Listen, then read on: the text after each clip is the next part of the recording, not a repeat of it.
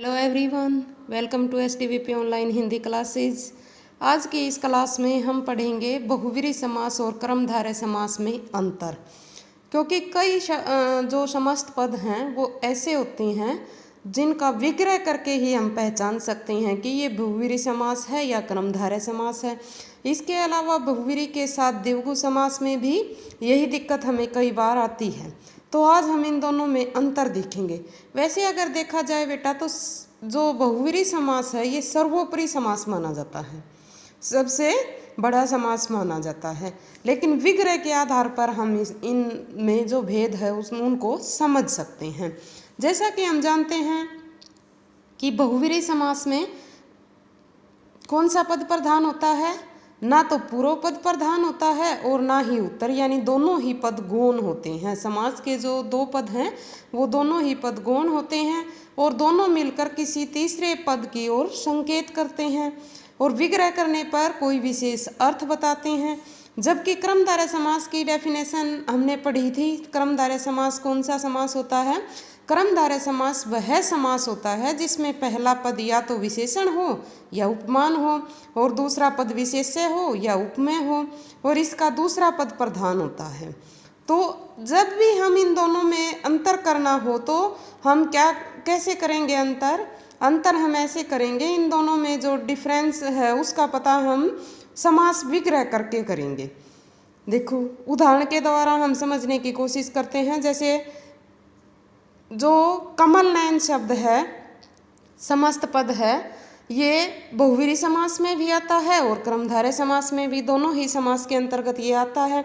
जैसे कमल नयन, कमल जैसे नयनों वाला अर्थात राम, ना पहला पद प्रधान ना दूसरा पद प्रधान, बल्कि कोई तीसरा पद, कोई अन्य पद इसमें प्रधान है।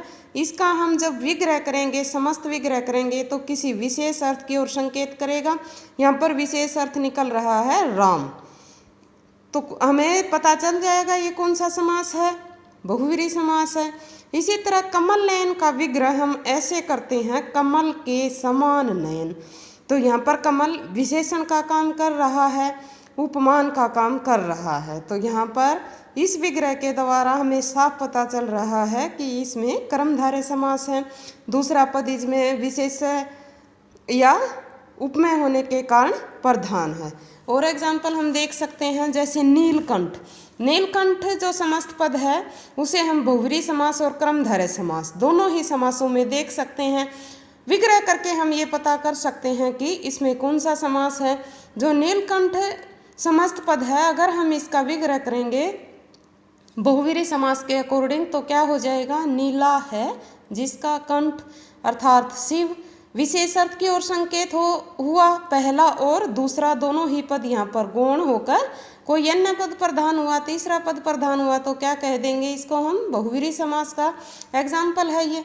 और इसका विग्रह यदि हम ऐसे करेंगे, नीला है जो कंठ, यानी कि कंठ की विशेषता बताने के लिए यहाँ पर नीला विशेषण का प्रयोग किया गया है। कंठ विशेष्य है और नीला यहाँ पर विशेषण है।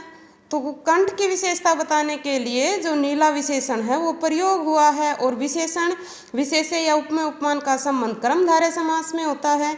तो ये कौन सा समास हो गया? क्रमधारय समास हो गया। ऐसे बहुत से एग्जाम्पल हैं जो क्रमधारय समास में और बहुव्रीहि में दोनों में ही आ सकते हैं। लेकिन हम उनकी जो पहचान है वो कैसे कर पाएंगे? समास विग्रह के आधार पर हम उनकी पहचान कर पाएंगे।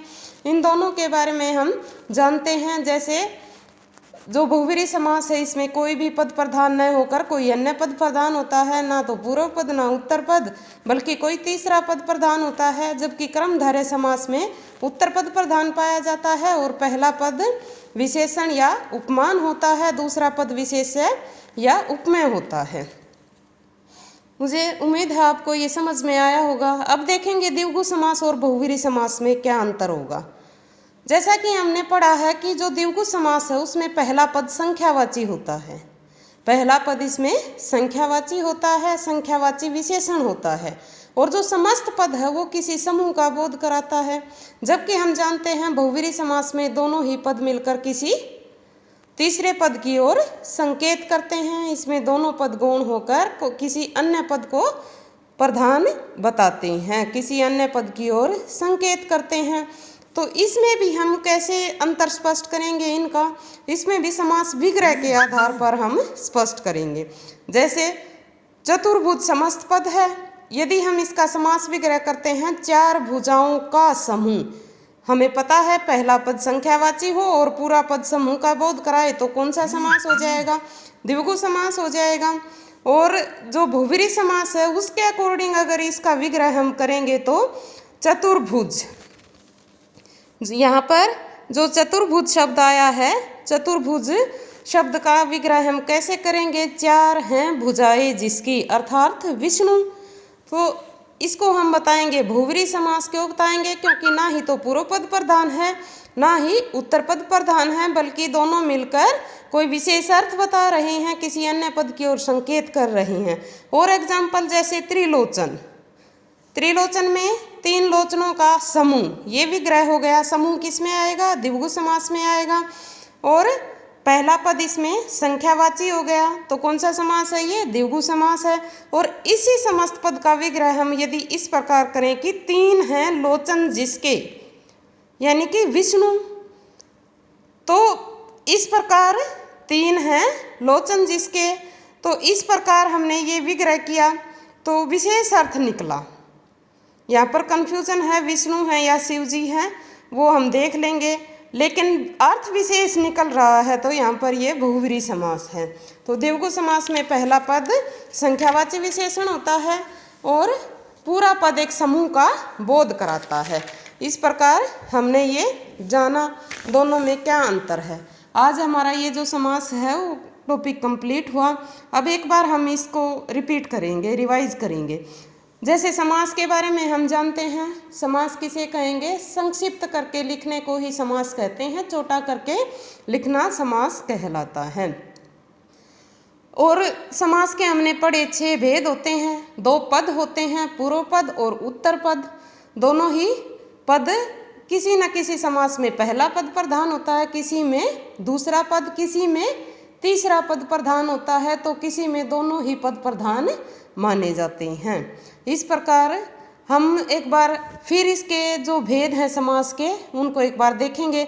हमने पढ़ा था अव्ययी भाव समास, इसमें पहचान इसकी क्या हो जाएगी अव्ययी भाव समास की, कि पूर्व पद की प्रधानता रहेगी और जो पहला पद है वो अव्यय होगा और उपसर्ग होगा, अव्यय और उपसर्ग होगा। और क्या था, समस्त पद इसके प्रभाव से अव्यय हो जाएगा।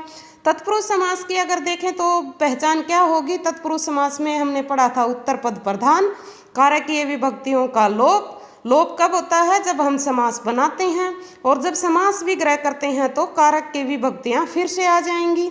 इसी प्रकार जो उपभेद माने जाते हैं तत्पुरुष समास के क्रमधारय और देवगु, उसमें भी कौन कौन से पद प्रधान होते हैं, क्रमधारय जो समास है उसमें भी उत्तर पद प्रधान होता है, पहला पद विशेषण या उपमान होता है, दूसरा पद विशेष्य या उपमेय होता है। द्विगु को अगर देखें तो इसमें भी उत्तर पद की प्रधानता पाई जाती है, पहला पद संख्यावाची होता है और जो समस्त पद है वो एक समूह का बोध कराता है।